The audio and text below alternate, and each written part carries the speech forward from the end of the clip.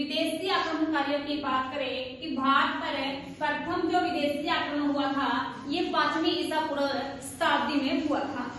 सबसे पहले जो भारत पर विदेशी आक्रमण हुआ ये हकामनी ईरानी क्षेत्र के दारा प्रथम के द्वारा सफल आक्रमण किया गया था भारत पर। उसके बाद यूनानी आक्रमण होता है जिसमें सिकंदर के द्वारा किया गया था।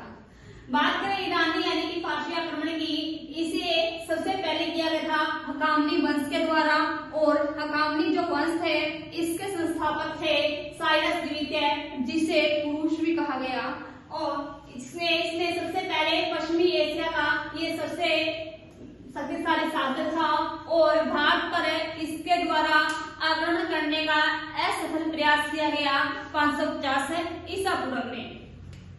इसके उत्तराधिकारी की बात करें केम्बिसिस द्वितीय जिसका शासनकाल 529 से 522 ईसा पूर्व रहता है, इसका उत्तराधिकारी थे।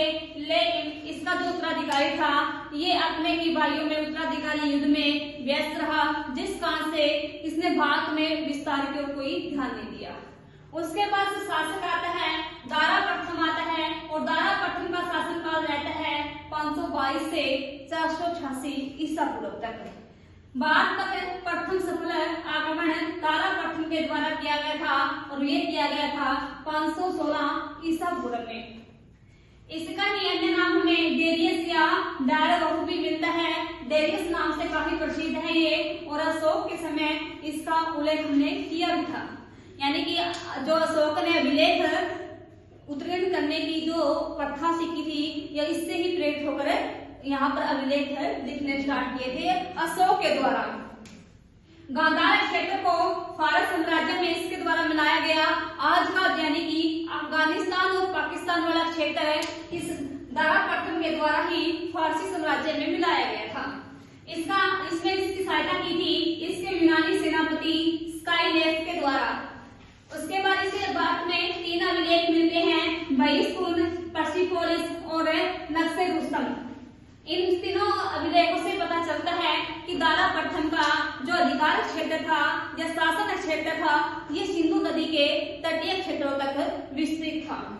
उसके बाद इसका उत्तराधिकारी आता है एक्सियास या जर्किस और इसका शासनकाल रहता है 488 से 465 ईसा पूर्व तक।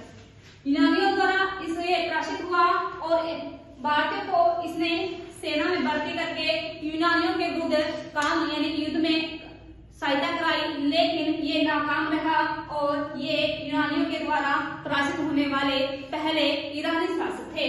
और इसके उत्तराधिकारी आते हैं जैसे अंतर्जर्किस और अन्य कुछ उत्तराधिकारी आते हैं जो हमारे एग्जाम्स के लिए इतने ज्यादा इम्पोर्टेंट नहीं है। उसके बाद आता है उत्तराधिकारी इसका दारा द्वितीय जिसका शासनकाल रहता है 360 से 330 ईसा पूर्व तक।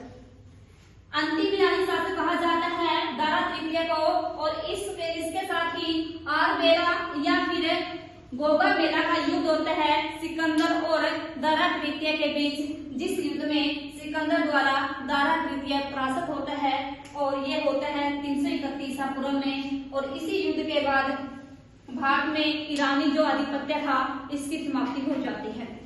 यानी कि अब ईरानी शासन को समाप्त करके अब भारत पर यूनानियों का यानी कि शासन हो जाता है। लेकिन जब ईरानी भारत में रहे तो इनके द्वारा भारत पर कुछ प्रभाव भी पड़े। क्या प्रभाव पड़े? जैसे ही ये विदेशी आक्रमणकारी भारत पर आए तो इन्हें समुद्री मार्ग से आए तो समुद्र मार्ग का पता चला जिससे भारत के जो विदेशी व्यापार थे उनको प्रोत्साहन मिला। उत्तरी पश्चिमी भारत में ख्रोष्टी लिपि का प्रसार हुआ। ख्रोष्टी लिपि दाएं से बाएं लिखने वाली लिपि है और इसके साथ ही ईरानियों की लिपि थी अरामेक लिपि, इसका भी भारत में प्रसार हुआ और दोनों लिपियों का प्रयोग अशोक ने अपने शिलालेखों में किया है।